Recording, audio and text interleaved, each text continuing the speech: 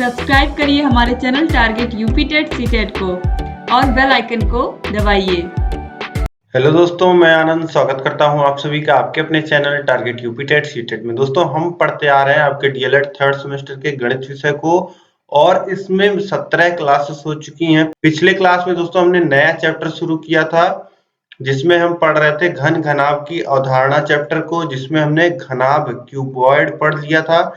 Cuboid structure दोस्तों मैंने आपको बहुत अच्छे से समझा दिया था। अब इसी स्ट्रक्चर पे बेस्ड है घन यानी कि क्यूब। घनाभ में जब लंबाई चौड़ाई और ऊंचाई बराबर हो जाती है तो उसे हम क्या कहते हैं? घन कहते हैं। यहाँ पे देखिए, किसी घनाभ की लंबाई चौड़ाई और ऊंचाई तीनों बराबर होने पर वह घन क्यूब कहलाता है। घन के फलक बराबर क्षेत्रफल वाले वर्ग होते हैं। बस घनाभ में क्या हो जाएगा दोस्तों, जैसे मैंने आपको कमरे का एग्जांपल दिया था, तो आपके कमरे की लंबाई मान लेते हैं 10 फुट है, चौड़ाई 10 फुट है और ऊंचाई भी 10 फुट है। तो जो भी हो, अगर 9 फुट है तो तीनों 9 फुट। तो इस प्रकार से एक कमरा हम लोग मान लेते हैं जिसकी लंबाई चौड़ाई और ऊंचाई बराबर है। तो ऐसा कमरा क्या होगा? एक घन होगा, क्यूब होगा। ठीक, तो इस कमरे का आयतन कितना होगा, यानी घन का आयतन कितना होगा?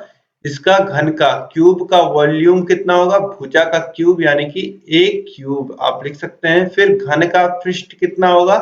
तो एक पृष्ठ अगर आप निकालेंगे तो ए स्क्वायर आएगा। एक पृष्ठ अगर आप निकालते हैं, एक पृष्ठ का क्षेत्रफल अगर आप निकालते हैं तो ए स्क्वायर आएगा। और 6 पृष्ठ हैं तो 6 का पृष्ठ कितना आ जाएगा? 6a स्क्वायर आ जाएगा। ठीक, और इसका विकर्ण अगर आप निकालना चाहें तो कितना आ जाएगा? √3।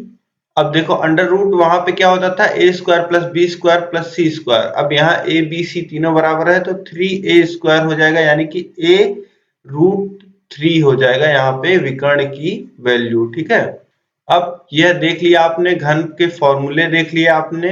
अब इस पे आधारित प्रश्नों को हम लोग करते हैं। तो यहाँ पे देखिए प्रश्न है, एक घन की भुजा 3 सेमी है, उसका आयतन ज्ञात कीजिए। तो वॉल्यूम क्या होता है? घन का क्यूब का एक क्यूब होता है। अब भुजा हमें पता है 3 सेंटीमीटर है, तो 3 सेंटीमीटर का क्यूब, 3 का 3 बार गुणा, 3 त्रिक 9, 9 त्रिक 27, तो ये हो जाएगा 27 घन सेमी।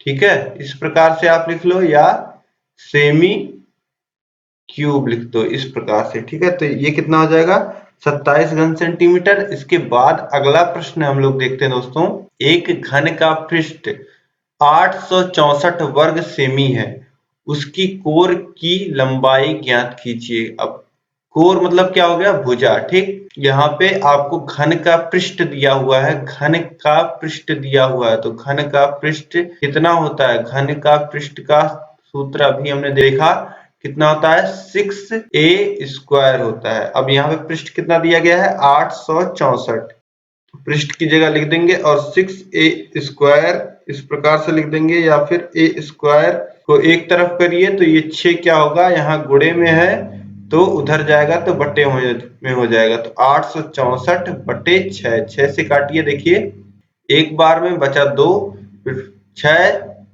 चौक 24, तो 4 बार में फिर बचा 2, फिर 6 चौक 24, तो 144। ए स्क्वायर बराबर 144 आ जाएगा, या फिर ए बराबर आप लिख सकते हैं √144। अब देखिए 144 किसका वर्ग होता है? तो 12 का वर्ग होता है। तो 12 का वर्ग यानी कि 12 बाहर आ जाएगा कर्ण के, 12 के घाते 2 हो गया। तो इस प्रकार से जो ए भुजा कोर कितना आ जाएगा? वह आ जाएगा 12। यहाँ देखिए वर्ग सेंटीमीटर में दिया था पृष्ठ, तो भुजा किस में मिलेगी? सेंटीमीटर में आपको मिल जाएगी। ठीक है, सेमी।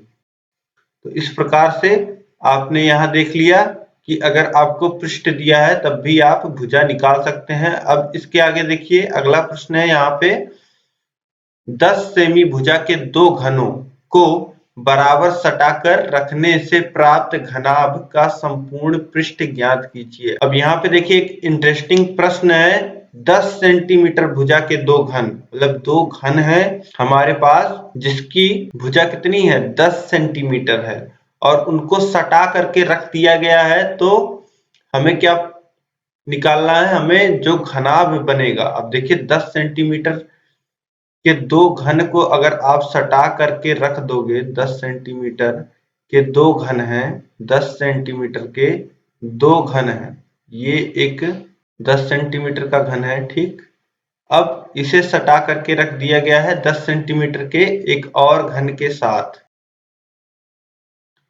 अब देखिए इस प्रकार से 10 सेंटीमीटर के दो घन हैं जिनको सटा करके रख दिया गया है, तो ये क्या हो जाएगा, ये एक घनाभ हो जाएगा जिसकी जो लंबाई हो जाएगी वह 20 सेंटीमीटर हो जाएगी और ऊंचाई 10 सेंटीमीटर है और चौड़ाई भी कितनी है, चौड़ाई भी 10 सेंटीमीटर है, ठीक है। तो ये घनाभ आपको मिल गया जिसपे ए क्या है 20 सेंटीमीटर है, बी क्या है 10 सेंटीमीटर है और सी क्या है 10 सेंटीमीटर। अब यहाँ से हमें क्या निकालना है, घनाभ का संपूर्ण पृष्ठ का फॉर्मूला हमें लगा देना है। तो घनाभ का पृष्ठ कहें या संपूर्ण पृष्ठ कहें एक ही बात होती है। तो घनाभ का जो पृष्ठ होता है वह फॉर्मूला आपको पता है दोस्तों,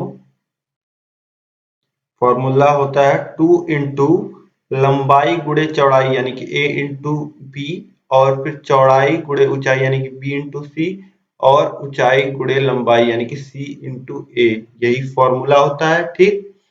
तो इसी फॉर्मूले को यहाँ पे हमें अप्लाई कर देना है। तो ये हो जाएगा 2 और ब्रैकेट में लंबाई गुणे चौड़ाई यानी कि 20 गुणे 10 यानी कि 200, फिर धन चौड़ाई और ऊंचाई 10 है यानी कि 10 गुणे 10 यानी कि 100, फिर प्लस ऊंचाई 10 है गुणे लंबाई 20 यानी कि 200, ठीक। तो इस प्रकार से ये हो गया 2 गुणे, अब देखिए 200 200 धन 100, ये कितना हो जाएगा 500।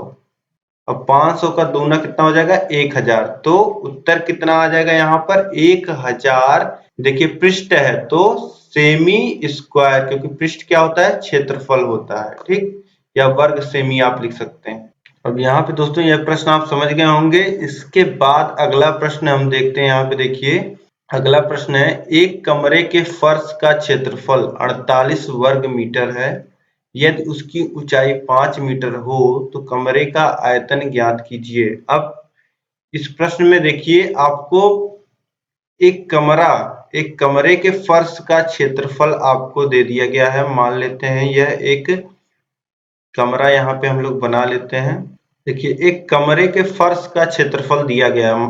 ये देखिए ये कमरे का फर्श है, ये कमरे का फर्श है। इस फर्श का क्षेत्रफल आपको दिया गया है, कितना दिया गया है, इस कमरे के फर्श का क्षेत्रफल 48 वर्ग सेंटीमीटर दिया गया है। मतलब कमरे का जो फर्श का क्षेत्रफल है वह 48 वर्ग सेंटीमीटर है और ऊंचाई हमको दिया गया है 5 मीटर है, ठीक है, 5 मीटर है।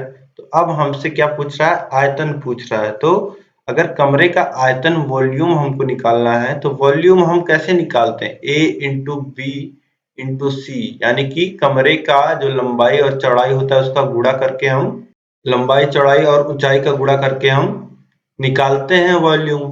तो हमें पहले ही फर्श का जो क्षेत्रफल है वह दिया गया है, ठीक है। जो लंबाई और चौड़ाई का जो गुणा का जो परिणाम है वह हमको पहले दिया गया है। तो वॉल्यूम जब हम निकालेंगे तो यहाँ हम क्या रख सकते हैं, यहाँ हम रख सकते हैं कमरे के फर्श का क्षेत्रफल और उसमें अगर हम गुणा कर दें सी ऊंचाई का, तो हमें क्या मिल जाएगा, कमरे का आयतन मिल जाएगा, ठीक है। तो यही आपको यहाँ कर लेना है बस। तो वॉल्यूम कितना हो जाएगा, कमरे के फर्श का क्षेत्रफल कितना है 48 वर्ग सेंटीमीटर, यानी कि 48 और गुणे ऊंचाई कितनी है 5 मीटर।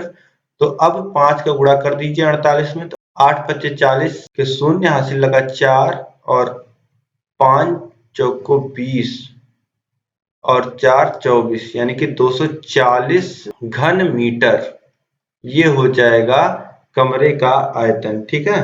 अब इसके बाद अगला प्रश्न यहाँ पर हम देखते हैं। अगला प्रश्न है यहाँ पे, एक घनाकार टंकी की भीतरी भुजा 50 सेंटीमीटर है, वह पानी से पूरी भरी है, इसमें से 5 लीटर पानी निकाल लेने से टंकी में पानी कितनी ऊंचाई तक रह जाएगा। अब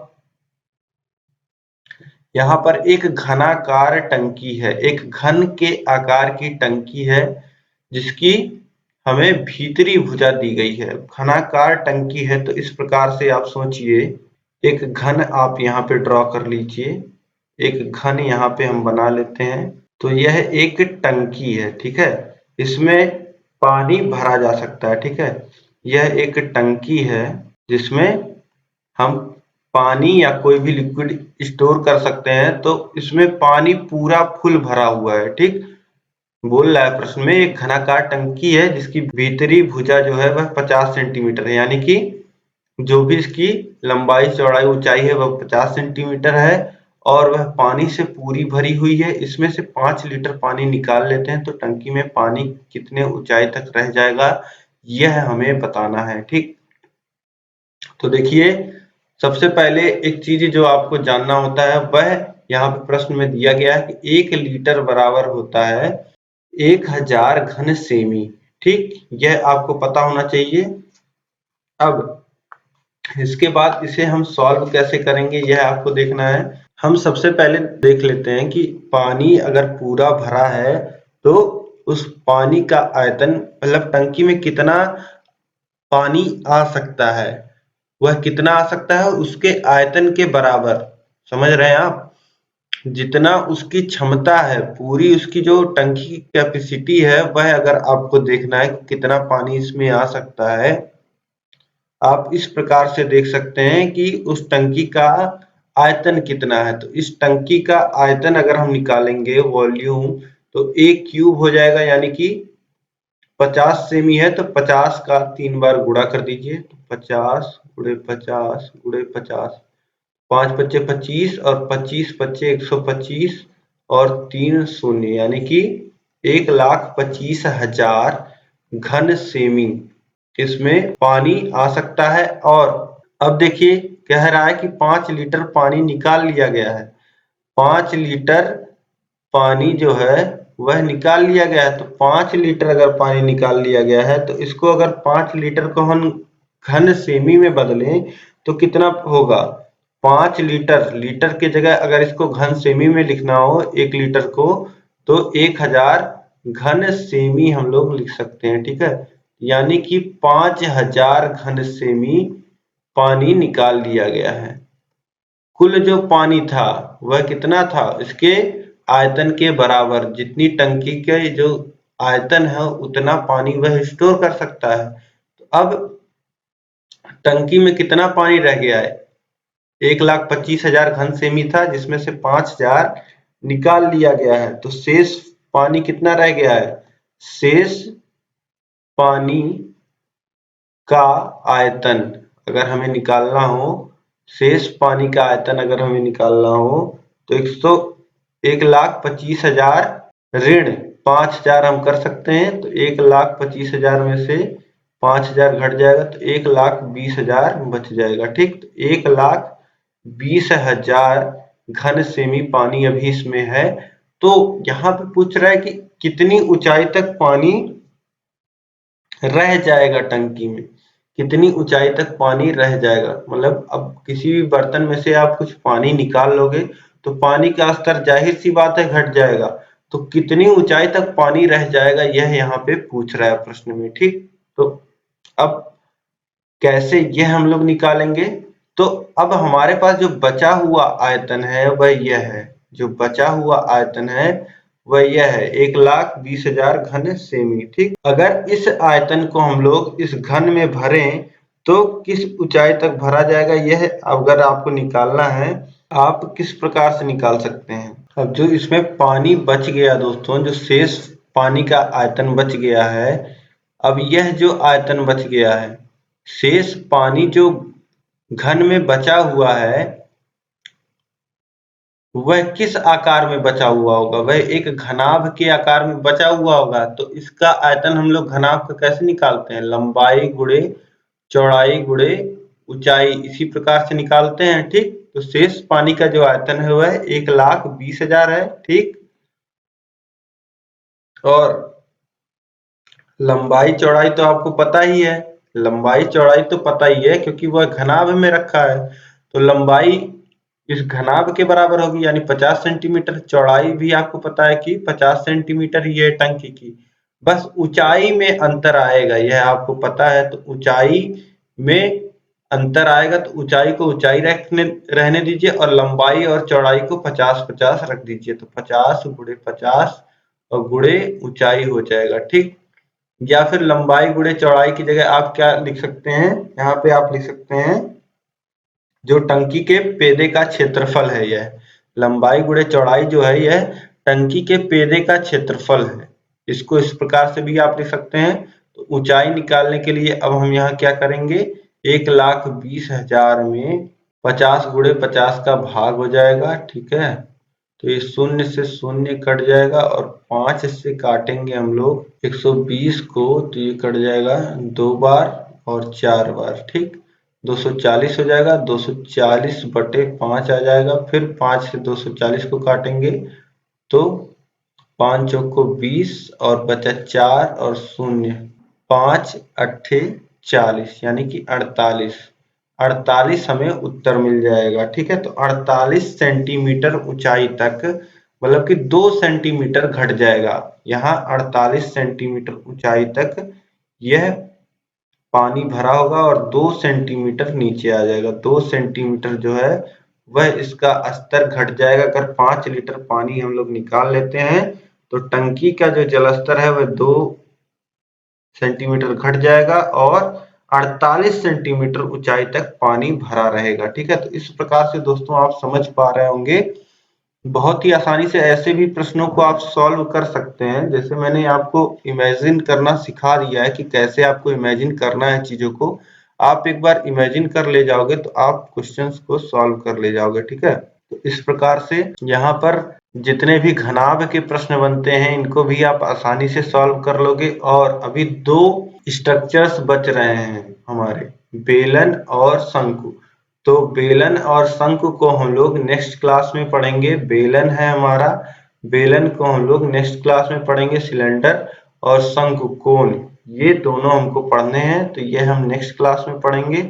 उम्मीद है दोस्तों आज की क्लास आपको समझ में आई होगी। अब इस वीडियो को दोस्तों आप अधिक से अधिक शेयर करिएगा अपने सभी दोस्तों में, सभी ग्रुपों में। और दोस्तों अगर आपने चैनल को अभी तक सब्सक्राइब नहीं किया हुआ है तो चैनल को सब्सक्राइब कर लें। बगल में बेल आइकन होगा, उस पर ऑल सेलेक्ट कर लें ताकि सभी नोटिफिकेशंस आपको टाइम पे मिल पाए और आप इसी प्रकार से अपने सेमेस्टर 3rd सेमेस्टर की तैयारी बहुत ही अच्छे से कर सकते हैं। सभी विषयों के लिंक आपको नीचे डिस्क्रिप्शन बॉक्स, कमेंट बॉक्स में दिए गए हैं, वहां से जाकर के आप सभी विषयों को बहुत ही आसानी से पढ़ सकते हैं। और सभी नोट्स अगर आपको प्राप्त करने हैं तो आप हमारे app target UP TET CTET app को प्ले स्टोर से डाउनलोड कर लीजिए या फिर नीचे डिस्क्रिप्शन बॉक्स में लिंक दिया गया है, वहां से डाउनलोड कर लीजिए। ऐप पर आपको सभी विषय मिल जाएंगे, वहां पर 3rd सेमेस्टर का कोर्स आपको मिल जाएगा। उसमें सभी विषय चैप्टर वाइज आपको पढ़ने को मिलेंगे, टेस्ट देने को मिलेगा और सभी विषय के नोट्स आपको देखने को मिल जाएंगे। सीरीज का सजेशन मिल जाएगा, सीरीज का पीडीएफ मिल जाएगा। तो सारी चीजें वहां पे आपको उपलब्ध कराई जा रही हैं। तो आप लोग target UP TET CTET app को जरूर डाउनलोड करें। अब दोस्तों इस वीडियो को लाइक करिएगा, अधिक से अधिक शेयर करिएगा। कहीं कोई दिक्कत आए तो मुझे कमेंट करके बताइएगा। इस वीडियो में दोस्तों अंत तक बने रहने के लिए आप सभी लोग का बहुत बहुत धन्यवाद। जय हिंद।